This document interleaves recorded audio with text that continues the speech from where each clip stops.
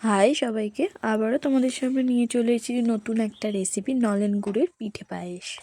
দেখো, প্রথমে আমি এখানে 200 গ্রামের মতো চাল নিয়েছিলাম। নিয়ে ওটাকে জল দিয়ে সিদ্ধ বসিয়ে দিয়েছিলাম। মোটামুটি সিদ্ধ হয়ে আসার পরেই আমি ওতে অ্যাড করেছিলাম মাটার তৈরি দুধ।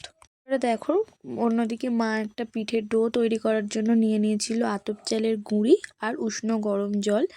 দুটোকে একসাথে মাখিয়ে একটা ডো তৈরি করে নিয়েছি। ওদিকে কুড়ে রাখা নারকেলটা কড়াইতে দিয়ে তার মধ্যে পরিমাণ মতো চিনি আর গুড় দিয়ে একটা পুর তৈরি করে নিয়েছিল। দেখো, আঙুল দিয়ে চেপে চেপে মা একটা বাটি শেপ করে নিয়ে তার মধ্যে পুরটাকে দিয়ে দিচ্ছিল। এবারে দেখো, মা পিঠেটাকে পুরো রেডি করে নিয়েছিল। দেখো, পুরোপুরি পিঠেটা রেডি হয়ে গেছিল। মা একটা শেপ দিয়ে দিচ্ছিল। তোমরা চাইলে অন্য রকমও শেপ দিতে পারো।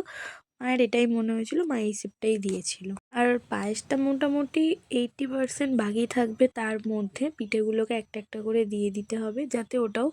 তারপরে মা ওর মধ্যে দিয়ে দিয়েছিল কিছু কাজু কিশমিশ। ওগুলো সব অ্যাড করার পর 5 থেকে 10 মিনিট পরে মা ওর মধ্যে দিয়ে দিয়েছিল চিনি আর গুড়।